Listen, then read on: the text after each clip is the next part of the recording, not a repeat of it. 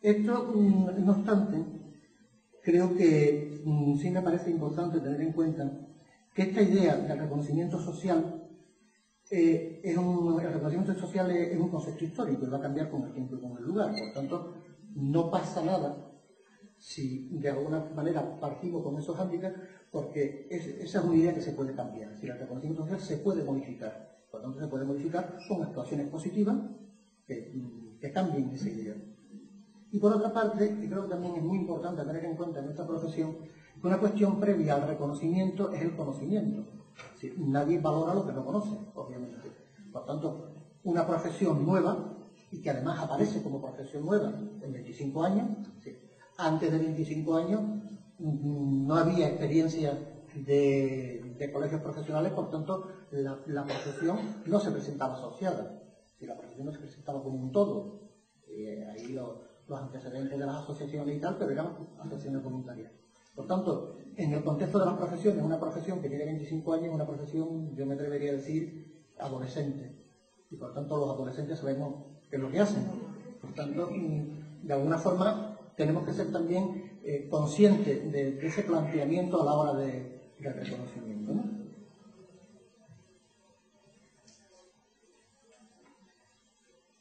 También decía antes, y creo que viene a cuento, que creo que también tenemos que tener claro que cuando queremos hablar del reconocimiento, yo por lo menos cuando intento hablar de reconocimiento social, de la misma forma que decía que hay que dejar al margen el tema del prestigio social, también tenemos que dejar al margen el tema de la autoestima.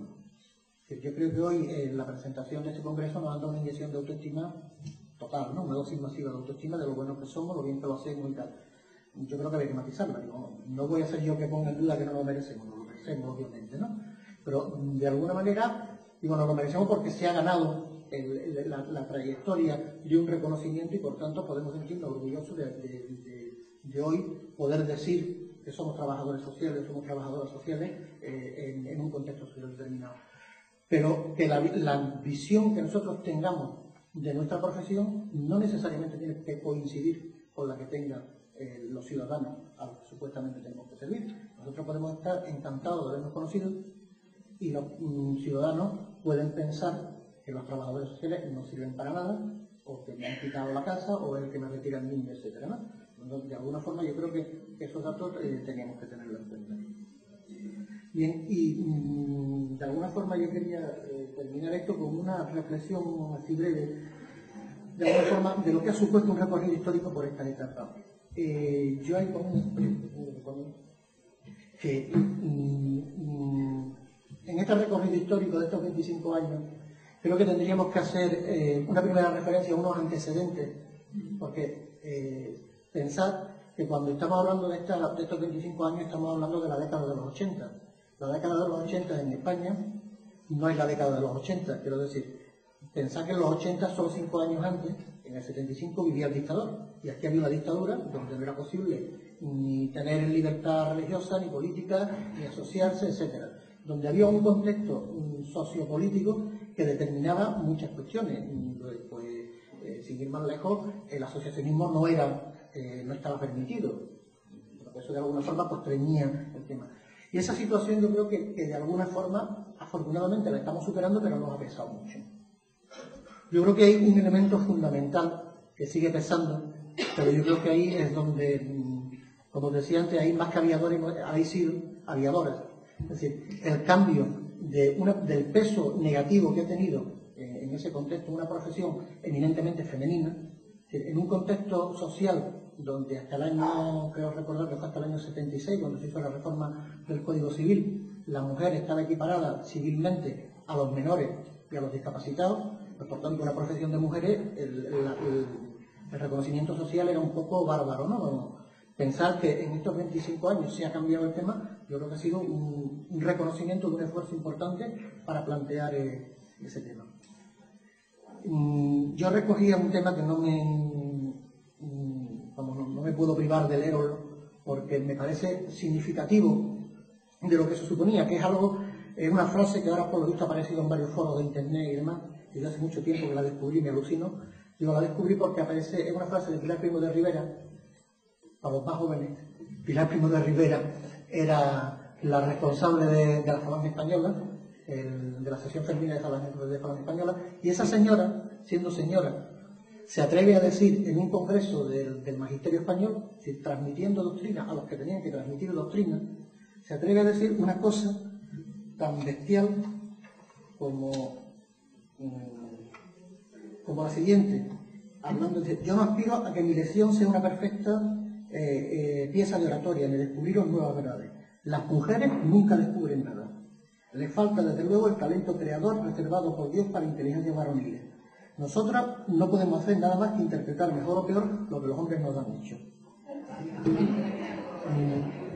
Eso se dice en un contexto, ya os digo, de dirigirse a los transmisores del conocimiento. Pues, en ese contexto, en una profesión eminentemente femenina, con unas connotaciones, además,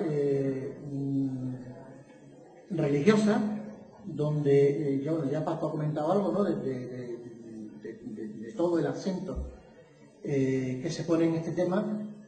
Bueno, pues el peso es importantísimo, ¿no? Solamente daros dos datos. En España, hasta en toda esta época, todas las escuelas eran privadas, el título era diocesano, y las escuelas, en su inmensa mayoría, eran o de la Iglesia, fundamentalmente ya de la Caridad y jesuita, o de la sección femenina. Este tema no pasa inadvertido a la profesión, y ya la profesión, cuando empieza a asociarse, de alguna forma empieza a poner en duda esto, ¿no? Y vamos, en época tan reciente como creo que recordar que era el año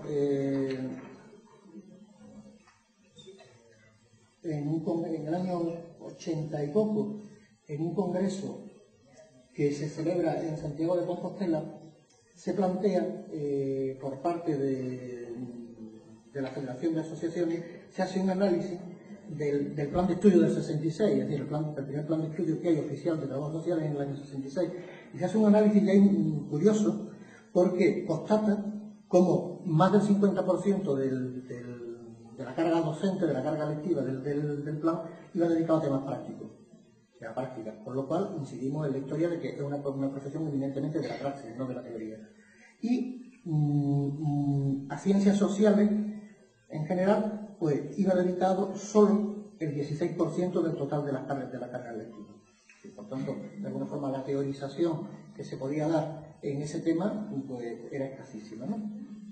Por tanto, en esta época, partiendo de esos ámbitos, otro tema también importante en este tema, en esta época, es que también hay una confusión que afortunadamente yo creo que ya se ha olvidado, pero tiene mucho que ver con el reconocimiento social, y que probablemente en estos momentos podamos tener un rebrote de esos temas, es la confusión que hay sobre el término trabajo social. Bueno, en esta época estamos los asistentes sociales, como bien ponía nuestro título, pero también hay una época donde se ponen de moda las visitadoras sociales. Incluso las visitadoras sociales toman carta de naturaleza dentro del primer organismo que se crea, que era el Consejo Superior de Protección de Menores.